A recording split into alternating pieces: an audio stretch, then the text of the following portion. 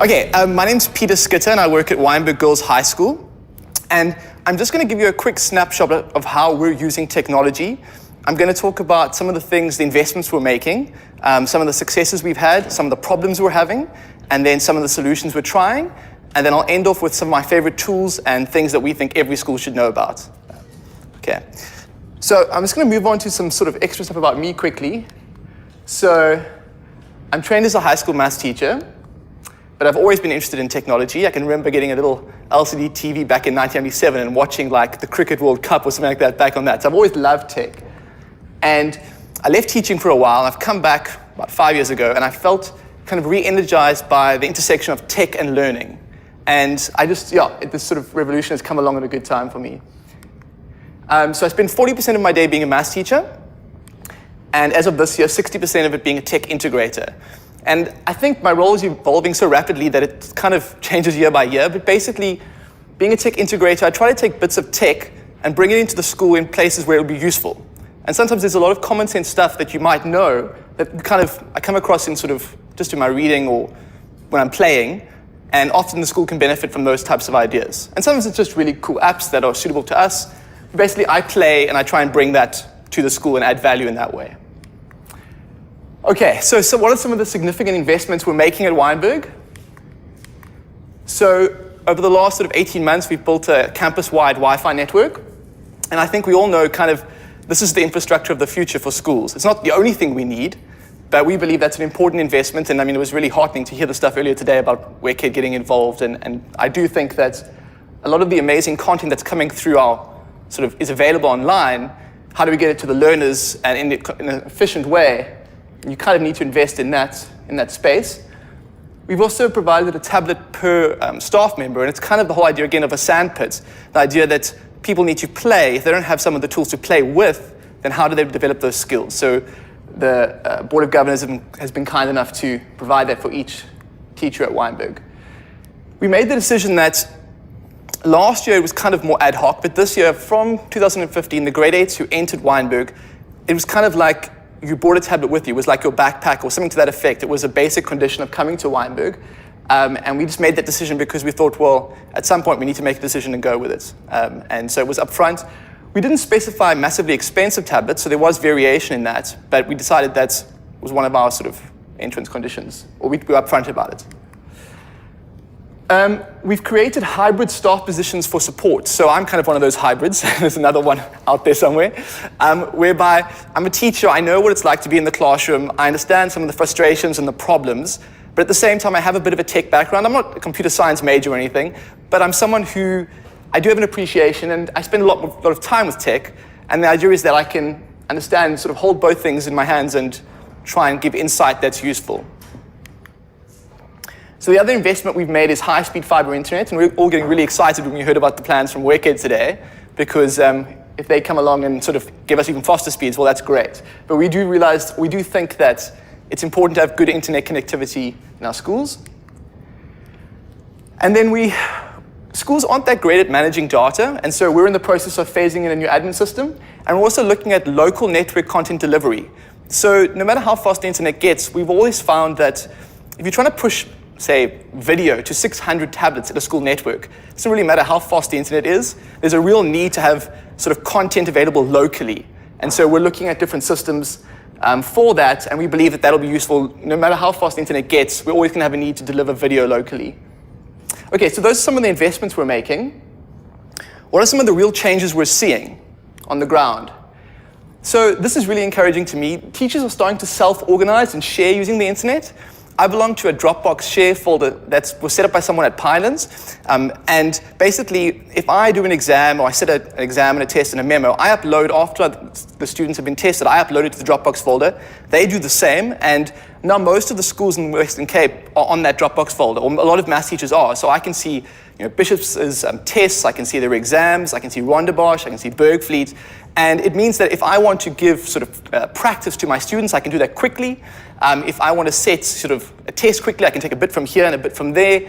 And the sharing is happening. And the other big development I've seen lately is Google Educator groups. It was launched by, I'm not sure who launched it, but this idea that teachers are starting to connect and self-organize, and there's so much potential in that space. It really excites me. And our school is starting to do that. It's the early stages, but a couple of staff are starting to connect across school boundaries. We're starting to see real time savings with admin because of new technology, and I'm amazed by how much admin time we can save in schools. So we had our end of term marks discussion meeting, and it normally takes a really long time. And in the end, I think we start going faster at the end because we're all so tired, we just want to get done. And essentially this term, we used the shared Google Doc, and we had the names of the learners who we wanted to discuss before the meeting. Everybody just put a little bit of input before the meeting.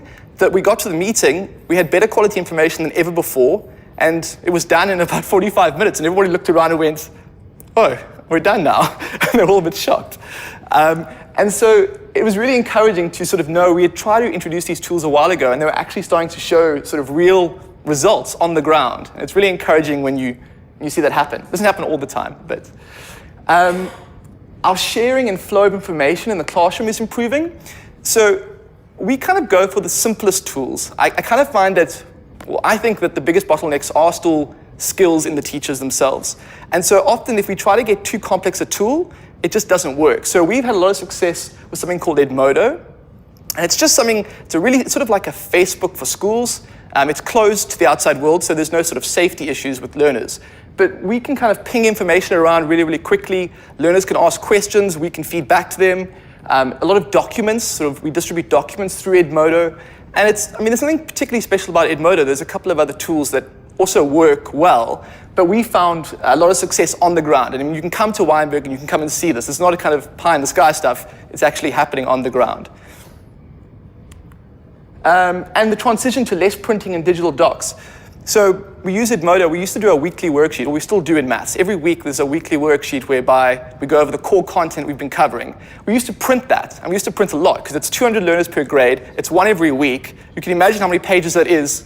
Now we just put it on Edmodo, and then we do the answers, and we put the memo out on Monday. And we just check in their books that they've engaged with the content. And so we'd like to save more paper, but it's happening already in some stages like that. I'm a bit biased towards maths because obviously my background. Okay, so what are some of the real problems on the ground? So not enough teachers actually know about these opportunities. So the reality is there are amazing opportunities out there, but I still think the average teacher doesn't always know about these things. Things like Google Forms, Google Docs, they're just game changers for organizing life in a school, and I don't think every teacher has even heard of a Google Form before. And so that's something that's, and even our school, a lot of people, I would like to say everyone knows what a Google Form is. I hope they do, surely, but I'm not sure everyone knows. Most do, yeah. And if I'm honest, I think the lack of ICT skills of the average teacher, I'm not saying every teacher, does hold us back still. So I say that in the nicest way possible. There's a bottleneck there still, and I think that's where, how we go about empowering to create those skills, we can debate, but I think we should be honest about the fact that there's a bottleneck there. There's no way to escape it, from what I've seen.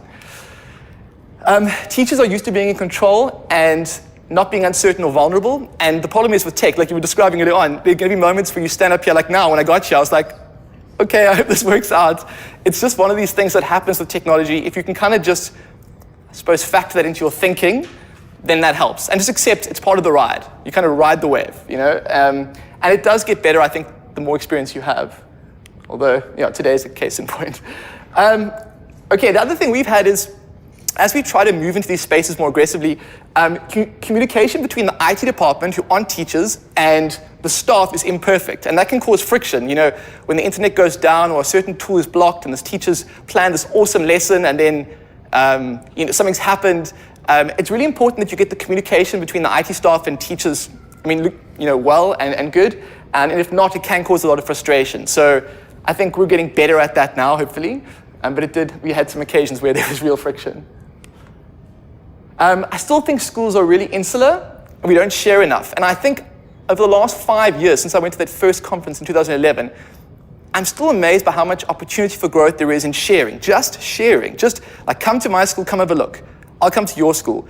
I think if someone takes the trouble to come out to WYNBERG, they're probably worth working with, if that makes sense. It takes quite a bit of effort to come out to a school. Like, we're really busy. So if you come and visit me, I think there's enough of an indication there that you're committed to what you're doing that I'll probably, and also sharing for self-interest.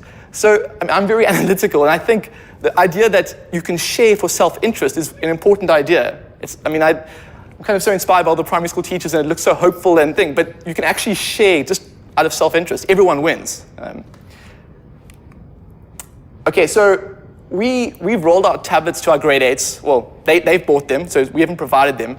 And we, at the time, we emphasized Android, and we still kind of do, for a number of reasons, but we weren't going to mandate. So you can bring your own device at WYNBERG. I think we have 22% iPads, 74% Android tablets, and like 4% Windows BlackBerry tablets. And we have multiple sizes, 7 and 10, and to be honest, you realize once the learners get them into their hands, they need training, they need skills. It is quite difficult if you have fragmented types of devices. And so I do think you have to give it quite a bit of consideration if you want to allow that flexibility, or if you do allow flexibility, define the parameters as much as you can for your situation. It is quite difficult on the ground to provide support. I teach 4 lessons a week with grade 8s where I just teach them skills like file management, how to search, and it's quite difficult having to do 3 or 4 different videos, one for the iPad, one for Android 4.1, one for the Windows. I think we only have so much time, and I think you need to consider that. We have varied socioeconomic backgrounds at WYNBERG, so we have a lot of scholarship learners. We have a broad cross-section of society, and as we move into these tools, one of the things that kind of sort of bumps me every now and again is the fact that you do have internet connection at WYNBERG. If you're at WYNBERG Girls, you have connection to the internet. But what happens when you go home? So now we're embracing Edmodo. We're trying to move into the space where information can flow. But do I exclude you if I don't take that into account? What redundancy do I have in place? And I think I don't have the answers there because you need to move forward. But I think we need to keep in mind the possibilities that we exclude people and what redundancy is built into the system. Okay. So some of the good things, some of the bad things. What are some of the things we're trying to rectify the problems that we're having? So solutions we're trying. So we've created this hybrid IT teacher position where we think, I just think you need to have a sense of what's going on in the classroom to have insight, but you also need some tech knowledge. And the idea that we can create positions for teachers who are keen, I think is important. And we're trying that. And look, it's only been, I kind of had a reduced load last year, and it's been 3 months this year, so we'll get back to you on how the success is, but we're trying that. In terms of staff development, we create little custom content for staff. So we decide for WYNBERG, for our context, these are the skills that are the most useful for us. So, and then we make little video clips, like 2-minute video clips, like showing someone how to use FX File Manager on an Android tablet, because that's important at WYNBERG. It may not be important anywhere else, but we try and create these. We decide, look, these are the skills they have to have. How can we support? Screencast-O-Matic is useful. And we have staff show and tell with tech, kind of like show and tell in primary school. So often people, even if they don't feel confident with tech, have some particular thing they heard about from a child, or they know something, and give them a chance to sort of show off. Sometimes you need to sort of push them forward a little bit. But people are often amazed when they see other people they know aren't comfortable present something that's useful. And they go, oh, that was genuinely useful. And so we're trying to do that. We got one in the 3rd term again. We did one last year, and it was generally quite a lot of fun. I think there was more play in that environment, right? They were just playing. It was a good feel.